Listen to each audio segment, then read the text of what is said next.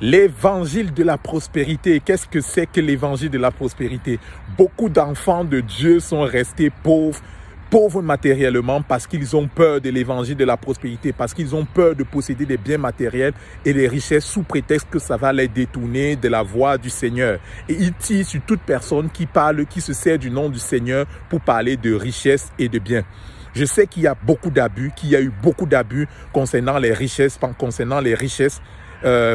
et c'est pour ça peut-être que ça met des personnes prudentes. Mais cela ne te dédouane pas ne te dédouane pas du fait que tu puisses rester dans la pauvreté. Comment peut-on servir un Dieu? Comment peut-on être pauvre en servant un Dieu riche? Cela n'a pas de sens pour moi. Cela n'a pas de sens pour moi. Si tu sers un Dieu riche, tu dois être riche. Ici, je ne parle pas de richesse simplement sous le fait d'avoir beaucoup de possessions matérielles. Pour moi, la richesse n'a rien à voir avec le fait d'avoir beaucoup de possessions matérielles. Les possessions matérielles peuvent souvent être intéressantes, peuvent souvent être un signe ou des moyens par lesquels on peut qualifier une personne de riche. Mais avant toute chose, nous devons être des personnes à succès, des personnes qui savent résoudre des problèmes, des personnes qui sont intègres, des personnes qui sont tournées vers les besoins, vers la résolution des problèmes des autres. Pour moi, c'est ça la vraie richesse. La vraie richesse, c'est celle qui, en fait, nous permet d'être des personnes ressources et des personnes, des sources dans des points, des sources dans le désert. Voilà ce que j'appelle être riche. Mais parlons un peu de cet évangile de la prospérité ce matin.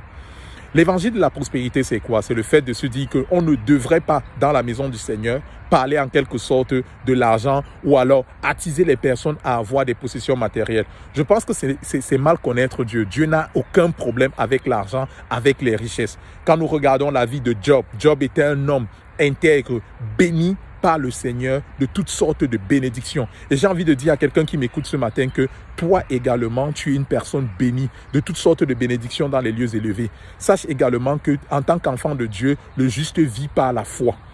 Tu es béni de toutes sortes de bénédictions, mais tes bénédictions sont dans les lieux élevés. Et c'est par ta foi que tu réussis à prendre ces bénédictions et à les amener de manière matérielle dans le physique. Donc, lorsque Dieu te bénit de toutes sortes de bénédictions, en fait, il met à ta disposition. Sache que tu as donc un compte en banque bien fourni. Mais c'est pas ta foi que tu vas amener à manifestation tout cela sur la terre. Bien sûr, selon tes besoins.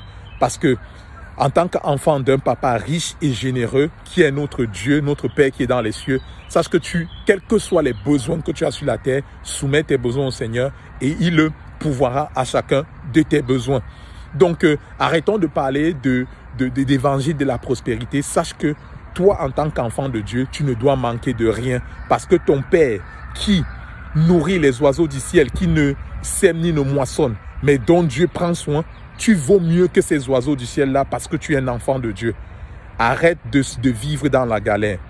Ce n'est justement pas forcément par la prière simplement que tu vas entrer en possession des richesses que le Seigneur a pour toi, mais tu vas entrer en possession de ces richesses-là par la foi. Premièrement, en cherchant le Seigneur. Et le Seigneur ne va pas te déposer cet argent-là sur un plateau d'or. Il va peut-être te donner une idée. Il va peut-être t'envoyer une connexion. Il va peut-être te permettre de confectionner une idée géniale, de te mettre en relation avec quelqu'un ou alors de te montrer une terre favorable dans laquelle tu pourras faire ton business. Voilà comment le Seigneur bénit. Alors, ne sors pas de cette vidéo en te disant que voilà, tu vas juste prier et les choses vont se faire. Tu pries, tu écoutes le Seigneur et tu te laisses conduire par le Seigneur. J'espère que cette vidéo t'aura aidé. Sache que je partage régulièrement sur ma chaîne des astuces de sagesse financière. Donc, si c'est un sujet qui t'intéresse, n'hésite pas à t'abonner et également à télécharger le petit livret que j'ai écrit sur les idées reçues autour de l'argent. Que le Seigneur te bénisse abondamment et je prie que quelle que soit ta situation financière en ce matin, que le Seigneur te visite et qu'il y ait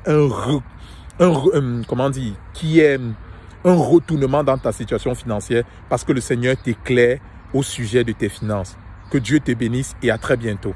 Bye.